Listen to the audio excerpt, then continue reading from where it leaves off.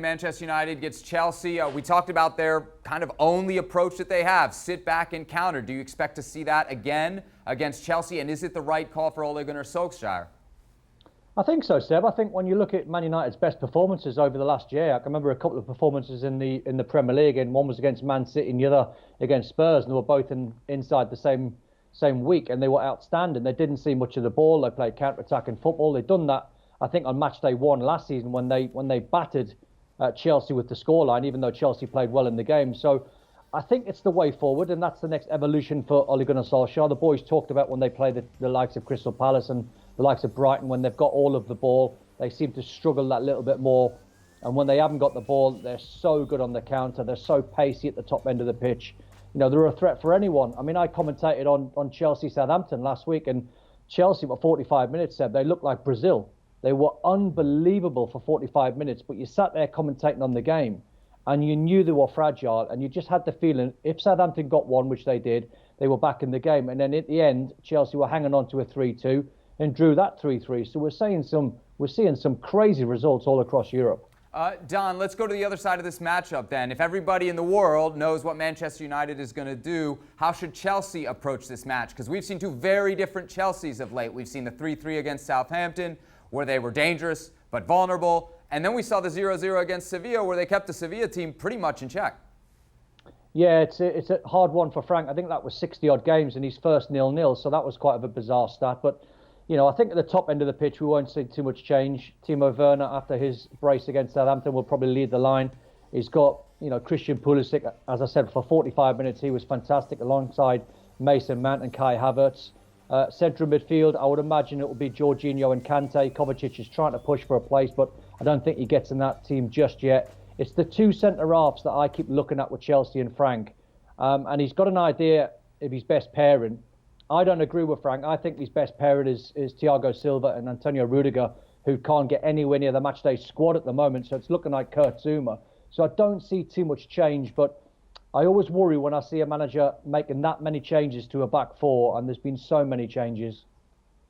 Shaka, from the Chelsea perspective here, right call to allow Manchester United to sit back and counter when you know that that's the way that they're going to beat you? That's the way that they've competed with teams just like you for the last few months?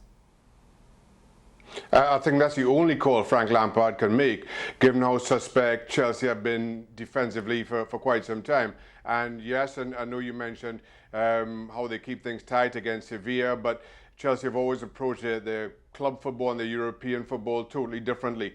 Given what we saw against Southampton, if I'm Manchester United, I know that I'm going to get chances against Chelsea. I just have to keep things tight at the other end.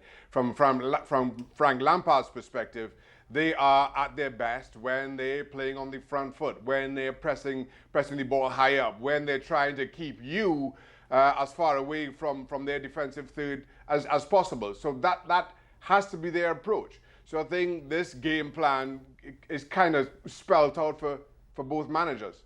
Robbo, what do you think? More smart or stubborn for Lampard to stick to his guns, play the way they have, or make an adjustment against this United team?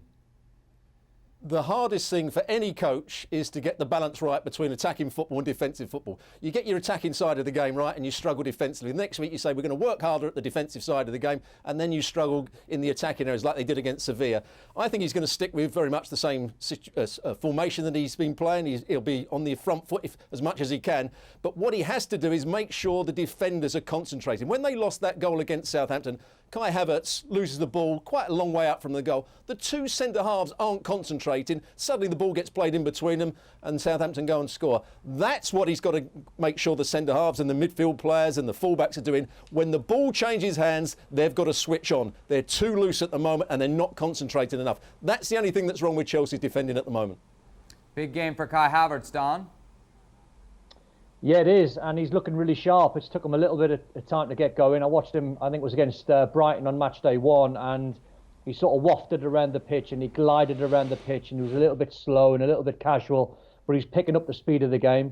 Hakim Ziyech come on in that Southampton game, and he was exactly the same, Seb. He came on for 15, 20 minutes, and every time he took a touch, he was so slow, and before he knew it, there was 3 Southampton players wrapped around him. So, you know, the Premier League is one of the speediest leagues across Europe, and it takes a little bit of time. So it is a big game for Kai Havertz. The eyes are always going to be on him because of the size of the transfer fee. But I see the kid being a superstar. I really do. I don't see many flaws in his game. He's just going to take a little bit of time.